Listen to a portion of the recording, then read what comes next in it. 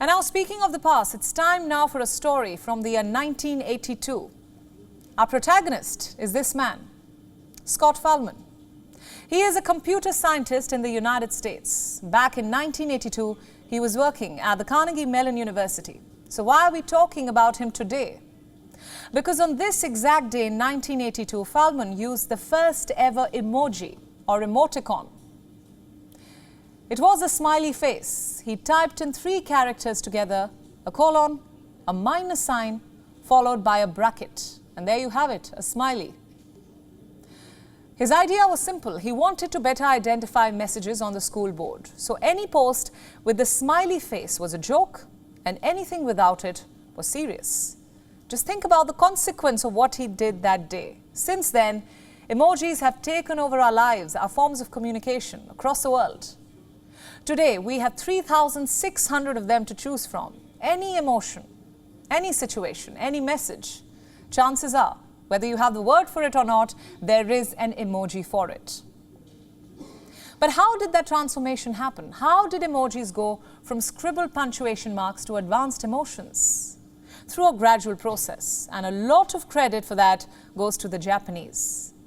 In the 1990s, they added special pictures and characters to their phone software. Hence the word emoji. Now, many of you may not know this, but emoji is not a reference to the English word emotions. It is actually derived from the Japanese word for picture. The likes of Docomo and SoftBank use emojis in their software. And during this time, it was mostly a Japanese affair. Outside Japan, they took time to catch on. It was only in the late 2000s that Western tech companies harnessed this trend. Started with Apple and Google, of course. In 2010, they attempted to standardize emojis. Later in 2011, Apple released their first emoji keyboard outside Japan. And the rest, as they say, is history. The last decade saw the emergence of thousands of new varieties. They don't just cover emotions, they cover situations, countries, and now even food. Looking back, why do you think emojis caught on so well? One reason was the type of conversations. The internet made remote chats easy, accessible, perhaps too easy. You could talk to people anywhere in the world, anytime you wanted. But there was a downside to these conversations. You couldn't see the person's face. You couldn't see their body language, their expression, or their tone. Let me now give you an example. Consider the simple word, okay. It can be said in so many ways. There's a happy okay, there's a resigned okay, there's a disgruntled okay, and of course, there's a disinterested okay. But on social media, it's all the same when you can't see the person. All you can read is the word okay, and that's where the emoji came in. With one emoji, you could change the meaning of words. That one character said more than the entire sentence. So naturally, people liked them. Even dictionaries celebrated them. In 2015, the Oxford Dictionary selected an emoji as its word of the year. The one with a smiling face and tears. So if you think about it, that emoji says a lot. You aren't just smiling, you are laughing so much that you have tears in your eyes. Good luck expressing that in words. As we celebrate 40 years of emojis, we must also think about the road ahead. Where do emojis go from here? We can think of 2 areas of improvement. Number 1 is diversity and inclusiveness. To be fair, tech companies are already doing this. You have emojis for different races.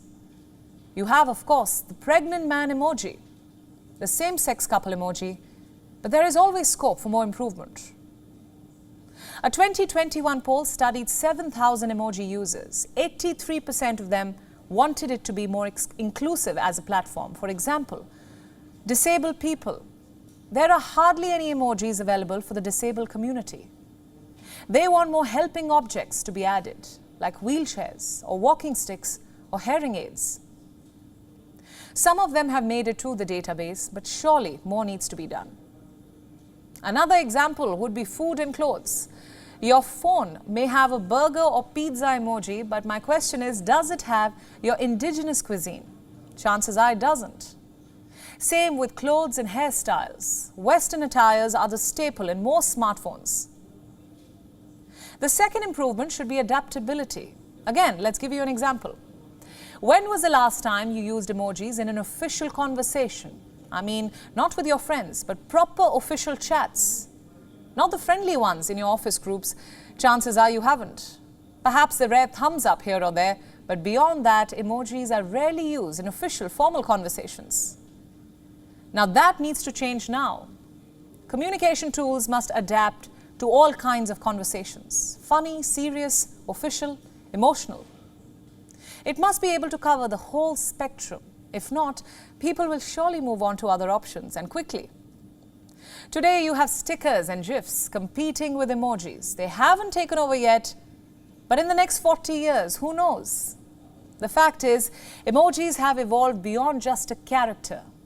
They are now tools of progress. They are symbols of diversity and inclusion. If they keep evolving, emojis could soon become a cornerstone of modern-day conversations and communication. If not, they could be wiped out. I know it sounds impossible right now, but consider this. 40 years may seem like a long time to us, but human communication is nearly 32,000 years old. In this time, many tools have emerged and disappeared. So I'll leave you with this thought. The key to enduring is evolution.